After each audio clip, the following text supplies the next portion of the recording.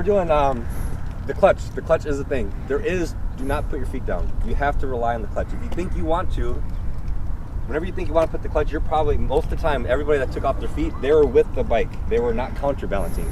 I guarantee if you would have put all of your weight on your foot and not on your butt, you would have never thought about taking off your foot. Because you're leaning with it. Like, oh man, the bike's gonna fall. Yeah, look where you are. You're going with it and leaning to the left. Get your body to the opposite side and you're balanced. That's what counterbalance is. You get weight to the opposite side.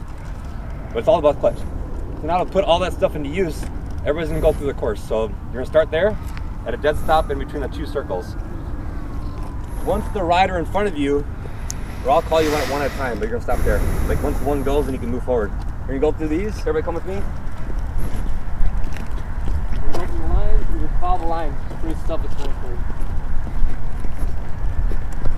Oh man. That's why I love doing stuff like this. Because if you're going through a right-handed turn, where do you think your front tire should be? If you're going right for any turn, where do you want to start? On the far left. On the outside. Yeah. If you're going right at 110 miles per hour at a track, or doing 2 miles per hour in a parking lot, you always want to start on the outside. Good luck trying to get your bike to make this turn and then make that turn when your front tire's here.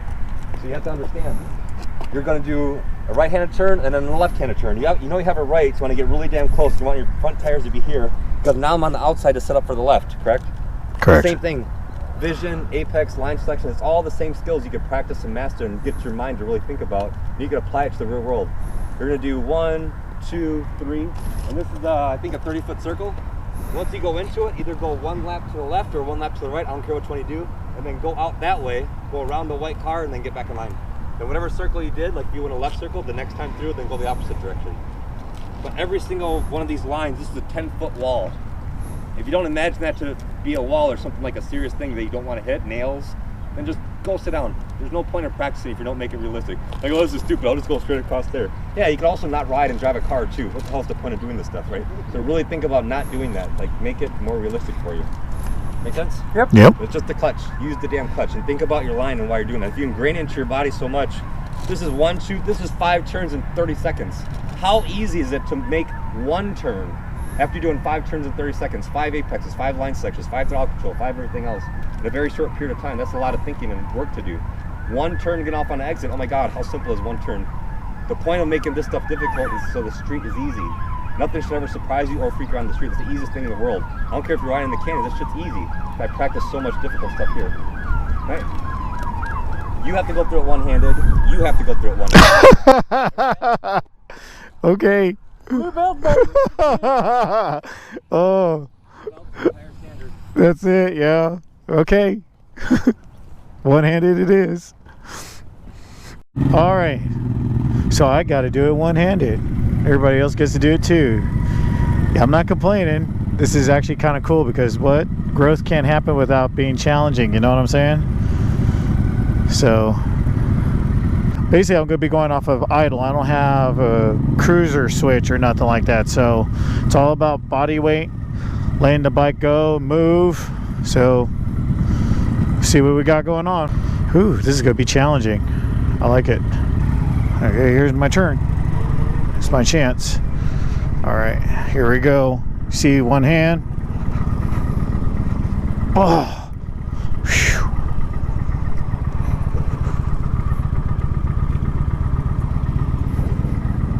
Around this? Head on collision. Go that way. Okay.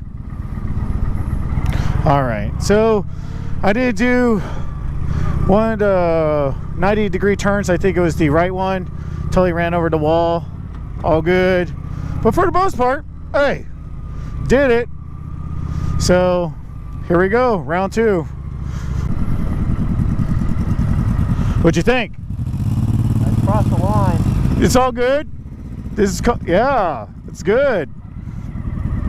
You say you crossed the line. That's all right. That's what it's here for.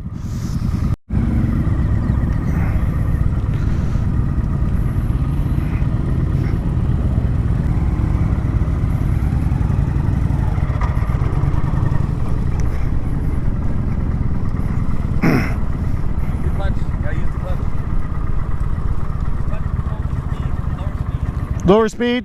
Keep it in 80% of the time. Okay. Keep the clutch in 80% of the time. Yeah, I was going a little hot. Only thing is I was trying to do is trying to keep the momentum up Because I know sharp turns, when you turn, the tire bites, which is kind of a form of deceleration. And I didn't want to slow my bike down too much where I would actually fall, but screw it, right? That's what I got crash guards for, right here. Yep, I used those plenty of times. Best $1.20, $120 I've spent, man. Saved me a couple $1,000s in messing up my bike. That's for damn sure. Too late. You cannot think about the corner when you're in it. You have to think about it. Everything about to make a corner fun is what you do beforehand, before that bike ever even begins to. Cannot think about the corner when you get there. It's all planning way ahead of time, right? So now it's the same exact thing you guys are gonna do, but now you're gonna be on your own program. So you're gonna go and take off, do the exact same thing, but now when you come out, you're gonna follow the blue lines going out. You're gonna go there and then back through the same sharp turn, everything.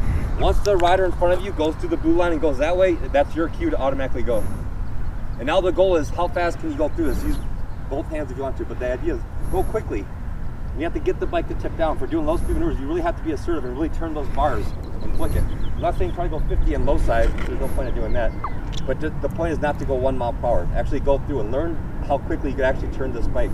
If you do 1, 2, 3, 4, 5, 7 turns in 8 seconds, very fast, like, wow, that builds so much confidence. This bike can actually flick and turn a lot easier with the right technique, and I can still stay relaxed while doing it.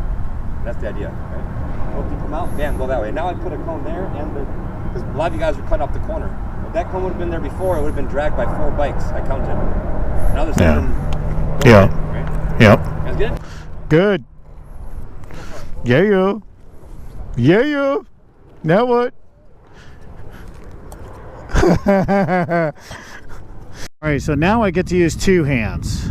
Awesome. So I'm supposed to speed it up.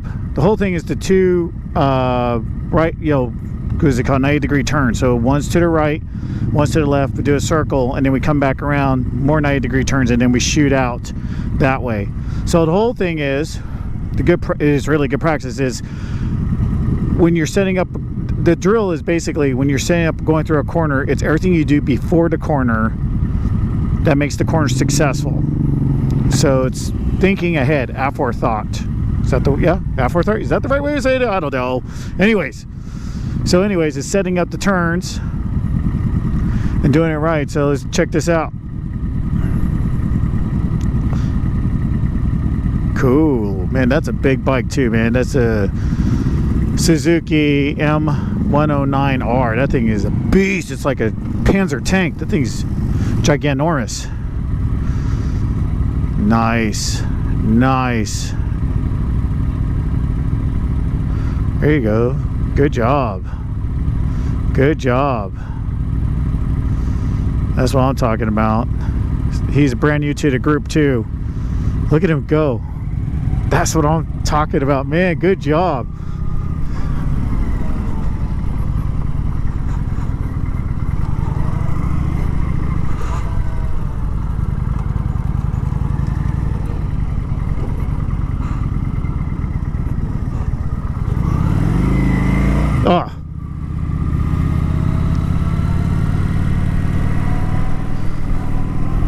Oh man, I totally didn't stay within the lines, and I totally messed up the pattern. I was supposed to go out the blue and I went straight. I'm so used to doing that drill right there, and I'm like messing it up. Oh well, but that's practice. But remember, was it practice how you, well, I'm a martial artist, so it's like, train like you fight like, and you end up fighting like you train. So that's what I mean. This is so much fun. God, you is. So if you guys ever do this, remember, being a new rider or even experienced, a lot of these guys have some serious miles on their bikes, and you know what though, anybody could go straight fast, really. I mean, it's not that hard, but it's about braking, the fine skills, all this other stuff, man, that makes you being a rider and a skilled rider. Oh, we're cutting off our bikes. Cool. Blind, uphill, downhill. What is the corner? What are the variables? Is it off camber? Is it a positive camber? Is there traffic? Is it tar snakes? Is it? Think about the corner well in advance. It's all about your judgment. If it's just a nice, perfectly smooth, great corner, MotoGP quality cement, and there's no traffic, well, fantastic, it's gonna be a fun turn. But if it's Moto Armageddon all at once, there's broken and raining, so you have to think about that. But the time, the plan, what am I gonna do when I get to that corner? I'm going through nothing but tar snakes, and I can see glass. is not the time you get there. You gotta really plan ahead. The best decision might be go another exit up and then get off. Not even go through the corner. Just like the best way to go over a pothole is don't. Go around it. See it early enough and just make a better decision. So I want to do that. We can practice more of that. And I wanted to go through the knowledge questions to give you guys, so if you actually go to, because one thing I'm realizing more and more, you have the experience of riding, just your own experience. Say you've never taken a course before. Great, that's good stuff. Then you take a course. Wow, that's really good because you actually learn the information. You get all that stuff. Great. But if you don't do anything with the knowledge that you learned in that course, if you just don't practice it, well, it was a fun day. Some stuff you did a while ago, but it's not going to make any sense to you. So that's two parts of the puzzle, and then a trifecta of really good knowledge. And then you actually learn some stuff. You actually read books and study what you were taught, and then you put it into your own experience, and that's how you blend everything together to get to be really damn good. But one of the three pieces, if it's missing, it ain't going to work out too well. Like a tripod, you take a leg away, you're just going to fall. You can take 1,000 courses but never study a thing. You might be okay, depending on how much you practice, but maybe not. If you read all the books in a row and memorize everything, but you don't actually practice and it doesn't have any experiential meaning to you, it doesn't make much difference either. If you only ride by yourself and never take a course and never read your book, I know a lot of people do that. They can't do white belt. You have to have all three. You have to practice, take courses, and then also study. So whoever's actually a white belt, don't answer. But what's counterbalancing? The weight of your body opposite. So I'm just letting you know, if you go to test out, this is how I test you. I ask you a question about what it is, and then I ask you a million other questions to really make sure you really understand what the hell this is.